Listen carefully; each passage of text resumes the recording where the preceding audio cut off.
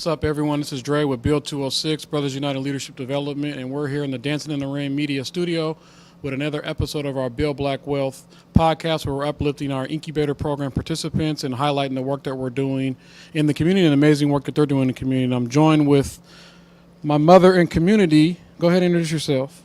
Hi, I'm Sheree Seretse, and I'm very honored to be a part of this incubator program. It's been an uplifting experience, and I've learned a lot, and I'm so glad that I was selected to be a part of it. And we're happy to have you. So let's jump in. Tell us a little bit about yourself and the background and the work that you do in community. Okay. Well, anyway, I'm an ethnomusicologist. I attended the University of Washington, went to graduate school in ethnomusicology, and I decided to dedicate my musical interest into the music of Zimbabwe. And so the Shona people of Zimbabwe are the people that play the music. Through that, I developed two ensembles, one which is being highlighted today, but I have two groups called Anzanga Marimba Ensemble and the Zambuko Marimba Ensemble. One of my missions in bridging the music was to really get people of African descent to embrace the music and the culture, because when you look in the view all over the place, you see non-melanated people participating in the process. And so I think it's been kind of a catalyst for people of African descent to kind of stay away. And so I really feel successful in developing the only African-American marimba group that is in this country. And so that's this group has been going strong for over 20 years, and we've had the good fortune to play throughout the Northwest, and we've also been to Costa Rica, and we went to the Marcus Garvey Center there when we were in Costa Rica. That sounds amazing. So did you always kind of want to do that work or be in the industry, or like kind of bridge the gap? Sounds like you're using, well, it's crazy because it's like it's our music, but you're the only African-American, all African-American black in the country? In the performing group in this country, yes. Wow, that's amazing. So hats off to you for that. Was that something that you like always kind of saw yourself doing, or kind of just morphed into that work? It was quite by accident, believe me. When I started at the University of Washington, I had to take an elective. And my counselor said there's this African dance class, and it was taught by Dr. Dumisani Marare, who is from Zimbabwe. And so by me taking that African dance class, I saw all the wonders of everything else he taught, and I just absorbed it. I went there to be an occupational therapist, but I changed my whole direction based on that experience. Wow, so the elective changed your life. That's right. That's amazing. So what is your motivation, like, to continue to do the work? And you talked about it briefly, like, making sure that melanated people have access to it or not having to stay away based on the environment that it was. But, like, who and why do you do it for, and, like, what's your motivation? I'm really impassioned by the music that this music and culture comes from. And so, I really want to spread it. I want to just have it known by as many people as possible. But I also want people of African descent to recognize just how significant and important the music and the culture is. And Zimbabwe, like most of the other African countries, were subjected to colonial rule, and in this particular case, by the British. And so in 1980, when Zimbabwe got its independence, it kind of just gave rise to the indigenous people there to give rise to their music, and now it is world-renowned today. Amazing. So describe your journey. I guess this is kind of, everybody kind of answers this differently, like what they define as success, right? It sounds like you've had some success in this area for sure, what you're doing, but kind of define your journey towards success and what has been like the biggest lesson learned that other folks could take from your experience. I've been involved in this music. I guess this is going to age me for at least 50 years.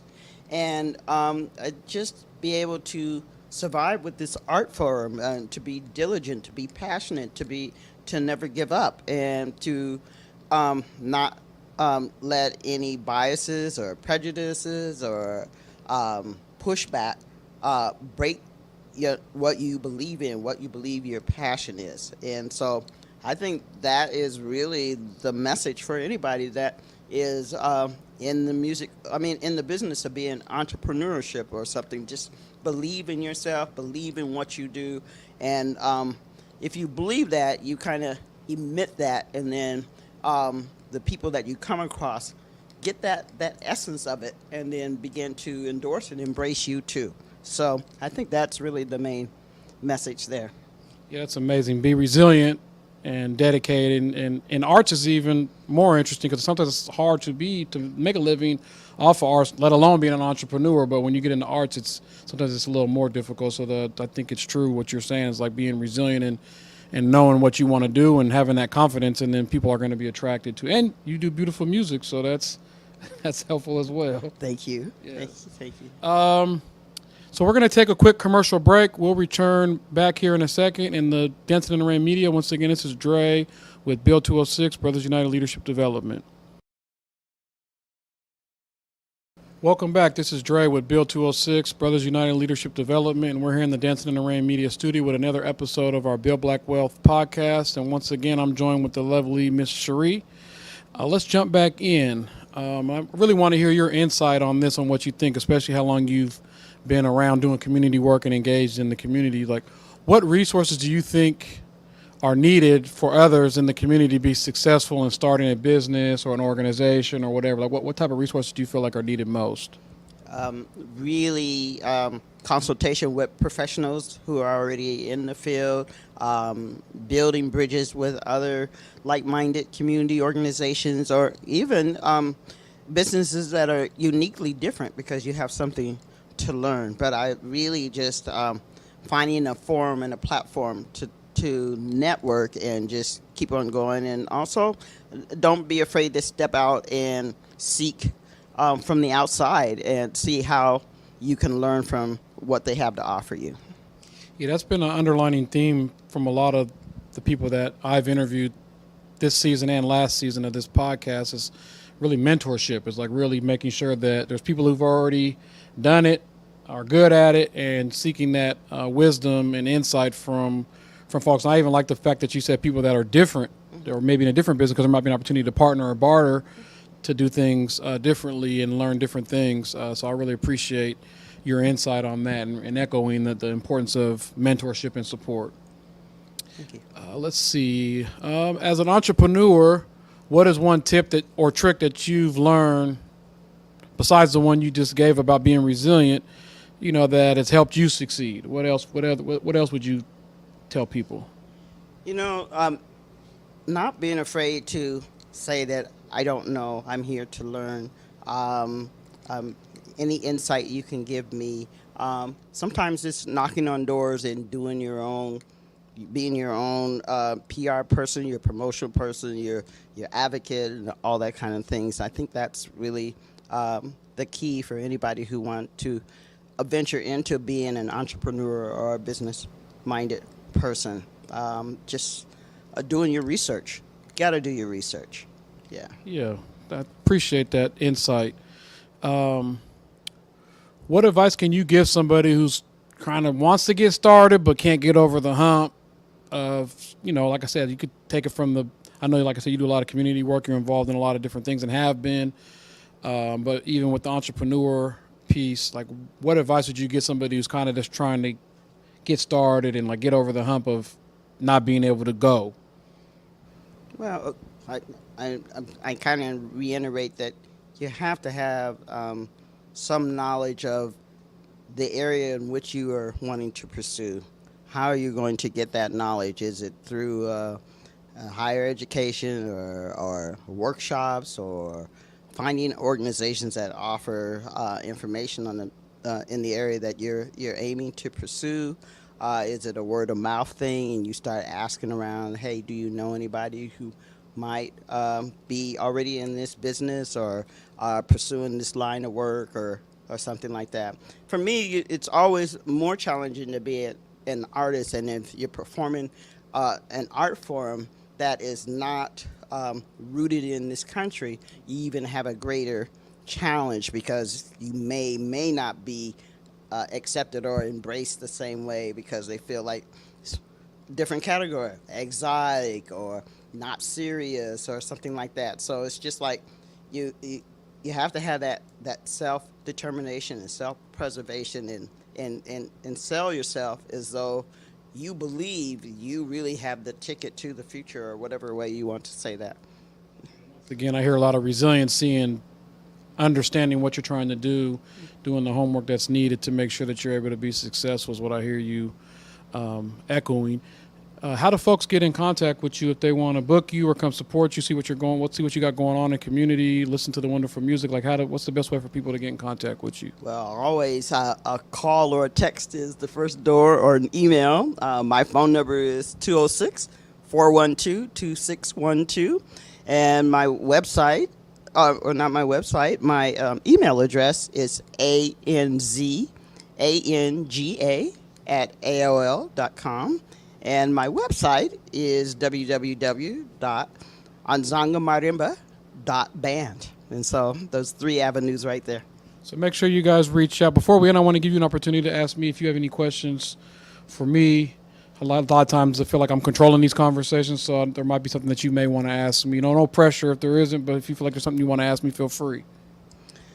How is Build reaching out for more like-minded entrepreneurs like myself?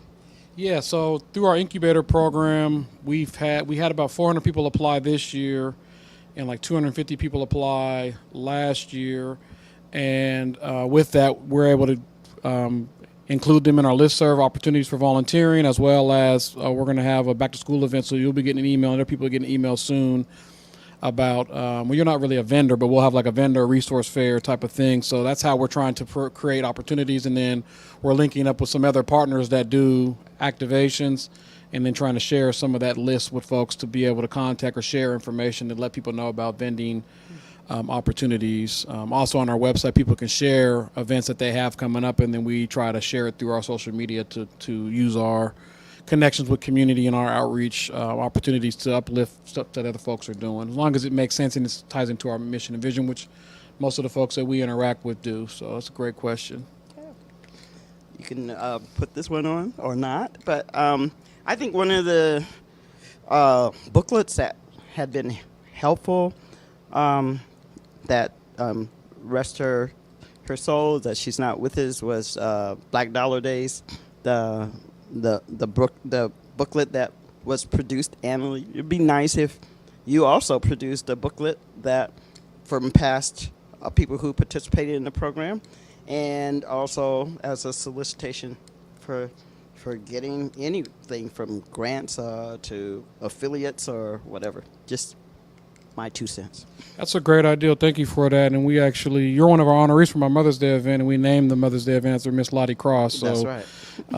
That might be something we definitely can look into to see if we can further her legacy of what she did in community to get some kind of, it don't seem like it would be that difficult because we got people's information. We probably just have to reach out to folks and ask them if they want to be part of it, and then we just put something together and put it out, even if it's on our website or electronically, that people can click in and grab it. So that's a great idea. I appreciate that feedback. Mm-hmm. Something we'll definitely look into. So we're going to wrap this episode up. So I appreciate you coming in and spending some time with us. Thank you so much for having me. What an honor to be a participant in the program.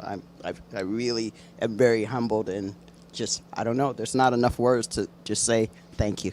Thank you. That's all. That's what we do it for. That's all you had to say. So we're going to wrap this up. This has been another episode of the Build Black Wealth Podcast. This is Dre with Build 206, Brothers Uniting Leadership Development, and we're in the Dancing in the Rain Media Studio. Until next time, peace.